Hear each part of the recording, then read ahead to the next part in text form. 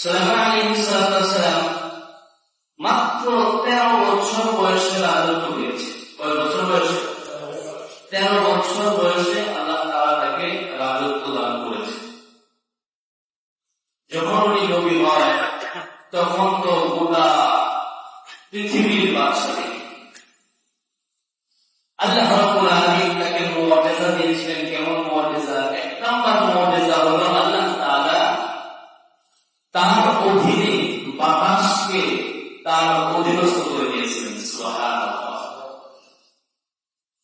বাতাসকে সুলাইমান আলাইহিস সালামের অধীনে করে দিয়েছিলেন। বাতাসকে যদি সুলাইমান আলাইহিস সালাম বলতেন তুমি উত্তর দিকে যাও, বাতাস উত্তর দিকে যেত। বাতাসকে যদি বলতেন তুমি দক্ষিণ দিকে যাও, বাতাস কোন দিকে যেত? দক্ষিণ দিকে। পৃথিবীতে আরো কোন নবী নাই এরকম যে বাতাসকে তার নিয়ন্ত্রণ করার ক্ষমতা দিয়েছিলেন। এখন আমি আপনি যদি বাতাসকে বলে উত্তর দিকে যেতে যাবে, দক্ষিণ দিকে যেতে বললে যাবে? আল্লাহ রাব্বুল আলামিন কোরআনুল কারীম সূরাতুস সাবা এর ভিতরে ঘটনাগুলি উল্লেখ করে দিয়েছেন, কি কি মুআজিজাগুলি দিয়েছেন। এখানে কয়েকটি মুআজিজা বলা হয়েছে।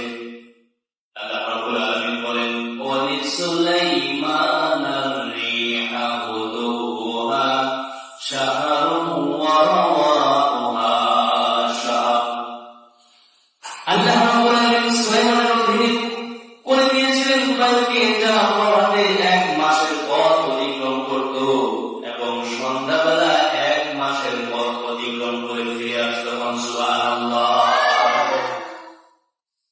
সুলাইমান আলাইহিস সালাম তার সিংহাসনের ভিতরে বসতেন। তখ্ত যাকে বলা হয় সেই তখ্তের উপরে বসতেন।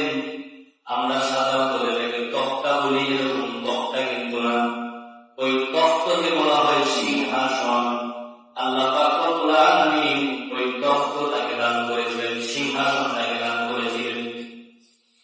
এই সিংহাসনটি এত বড় ছিল, তার সৈন্য সামগ্রী যত ছিল সব সৈন্য সামগ্রীগুলো সেই সিংহাসনের ভিতরে, সেই তখ্তের ভিতরে নিয়ে উঠতেন এবং উট ঘোড়া খাদ্য যত কিছু আছে সব কিছু নিয়ে সেই তখ্তের ভিতরে উঠতেন।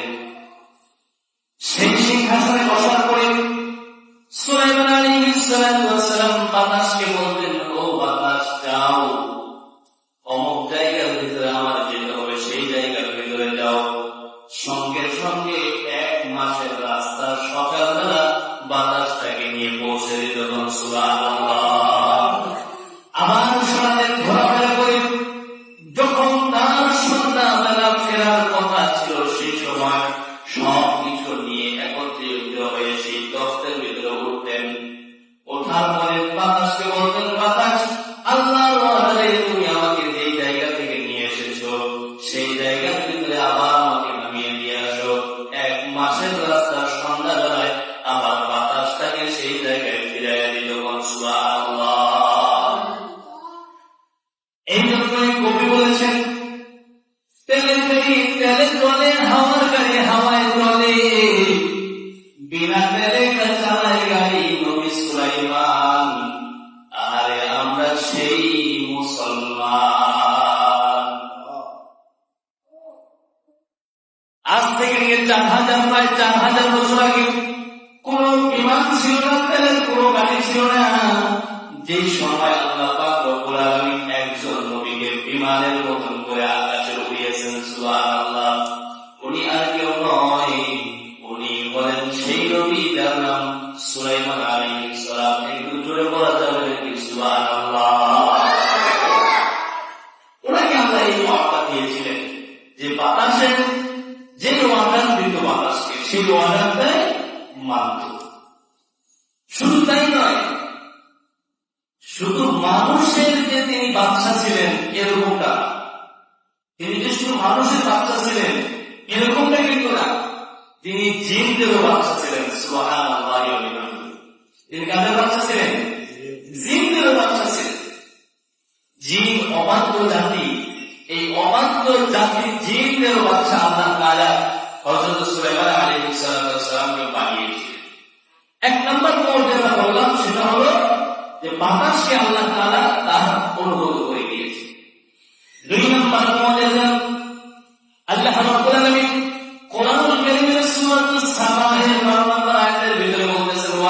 فأرسلنا له عين الرقيق তামাকে আল্লাহ পাক রব্বুল আলামিন তার জন্য গলিত একেবারে ঝর্ণা বানিয়ে দিয়েছিলেন।